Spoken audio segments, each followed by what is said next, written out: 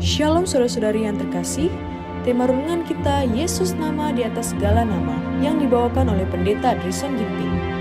Shalom saudaraku, renungan kita hari ini Selasa 29 Oktober 2024 berjudul Meterai dari Janji-Janji yang Diberikan.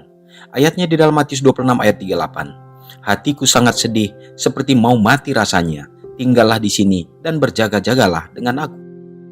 Ketika Kristus merasakan keintimannya dengan Bapa diputuskan, ia khawatir jangan-jangan dalam sifat manusianya ia tidak akan sanggup menanggung pergumulan yang akan datang, yaitu melawan kuasa kegelapan.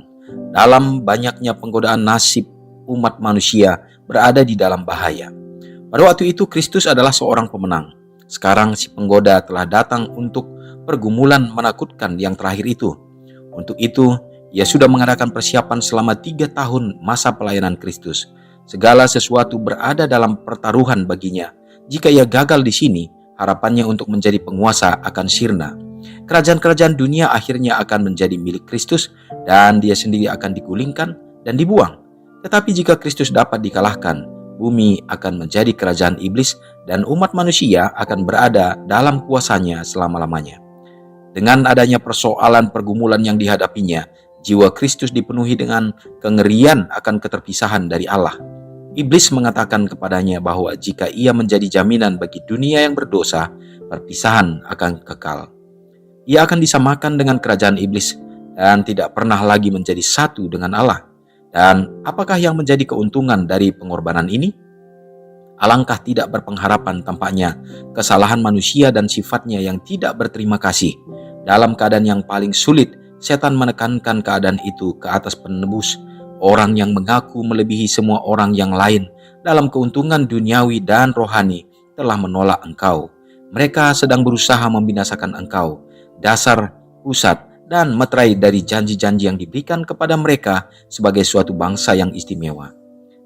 Salah seorang dari murid-muridnya sendiri yang telah mendengarkan petunjukmu dan yang paling terkemuka dalam kegiatan-kegiatan jemaat akan menyerahkan engkau. Salah seorang dari para pengikutmu yang paling rajin akan menyangkal engkau.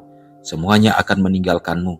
Segenap tubuh Kristus merasa ngeri akan pikiran itu, bahwa mereka yang diusahakannya hendak diselamatkan, mereka yang paling dikasihinya akan bersatu dalam rencana iblis. Hal ini sungguh sangat menusuk jiwanya. Pergumulan itu hebat. Ukurannya ialah kesalahan bangsanya, kesalahan para penuduh dan pengkhianatnya. Kesalahan suatu dunia yang berada dalam kejahatan. Dosa-dosa manusia menekan dengan sangat beratnya ke atas Kristus dan perasaan tentang murka Allah terhadap dosa sedang meremukkan hidupnya. Pandanglah dia yang sedang merenungkan harga yang harus dibayar untuk jiwa manusia. Dalam sengsaranya ia bertumpuk erat-erat pada tanah yang dingin, seakan-akan mencegah dirinya sendiri dari perpisahan lebih jauh dari Allah. Renungkan lebih dalam. Sudahkah saya membereskan beban yang diakibatkan oleh rasa bersalah karena dosa-dosa saya? Saudara yang kekasih dalam nama Tuhan, kita kembali mendapatkan poin-poin yang penting dalam renungan kita saat ini. Bila mana kita mengarahkan pikiran kita di saat Yesus berada di bukit kemuliaan itu. Dia diperhadapkan dengan cawan yang akan dia minum. Dengan pergumulan yang mana dia memikirkan orang-orang yang paling dekat, orang yang dia cintai dan dia sayangi justru akan berkhianat dan meninggalkan dia. Dan bahkan juga oleh karena kemanusiaannya yang mengambil dosa-dosa kita, maka akan tercipta satu keterpisahan dari Bapa yang di sorga. Saudaraku, dalam hal inilah menjadi satu hal yang sangat berat secara kemanusiaan untuk direnungkan, dipikirkan, dan ditanggung oleh Yesus kita. Dan bagaimana dengan kita? Pernahkah kita memikirkan hal-hal yang menyebabkan semua itu, sehingga menimbulkan kasih yang betul-betul, kecintaan kita kepada Tuhan, oleh karena kita betul-betul merasakan bagaimana dia rela berkorban demi kita, untuk keselamatan kita, supaya kita tidak jatuh ke dalam dosa, supaya kita tidak ada di dalam cengkraman setan untuk akan dibinasakan. Semoga perenungan ini menjadi bahagian kita dan menumbuhkan iman kita semakin setia dalam mengikuti Yesus. Mari kita berdoa.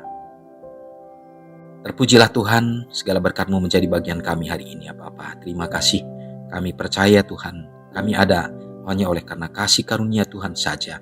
Terima kasih pekabaran yang indah, menguatkan iman percaya kami juga. Dan biarlah kami selalu mengingat dan merasakan ya Tuhan, bagaimana pergumulan Yesus Kristus di saat akan menebus dosa kami, mati di atas kayu salib, dan merelakan untuk bagaimana dia menderita dan bahkan merasakan seperti keterpisahan dengan Bapa yang ada di surga oleh karena dosa yang ditanggung. Bapa, terima kasih.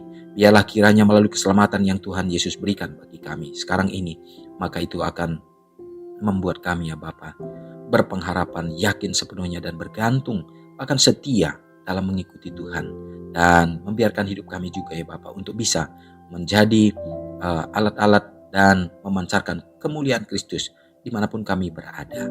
Dan biarlah keselamatan yang ada pada kami juga kami rindukan, supaya orang lain terima, sehingga banyak jiwa-jiwa yang akan menyongsong dalam kedatangan Tuhan yang tidak akan lama lagi. Terima kasih Tuhan. Biarlah Engkau memberkati umat-umat-Mu dimanapun berada pada hari ini. Berikanlah kekuatan, berikan kesehatan, berkat yang limpah, baik secara jasmani yang akan memenuhi segala keperluan dan kebutuhan kehidupan. Berkati anak-anak dalam pertumbuhan dan dalam perkembangan mereka. Orang-orang tua yang sudah lanjut usia, peliharakan juga hidup mereka Bapa, supaya mereka juga tetap berbahagia dalam berpengharapan menantikan kedatangan Tuhan. Terpujilah Engkau Bapa, semoga kasih ini meliputi hidup kami sepanjang hari ini. Ampuni kami dari dosa kami, doa ini hamba serahkan dalam nama Yesus yang sudah menjadi juru selamat kami. Amin. Selamat pagi, selamat beraktivitas, Tuhan Yesus memberkati. Ingatlah Matius 5 ayat 13-16. Biarlah kamu menjadi garam yang mengasinkan dan terang yang menyinari kehidupan orang lain. Jangan lupa subscribe, like, dan share ke seluruh dunia.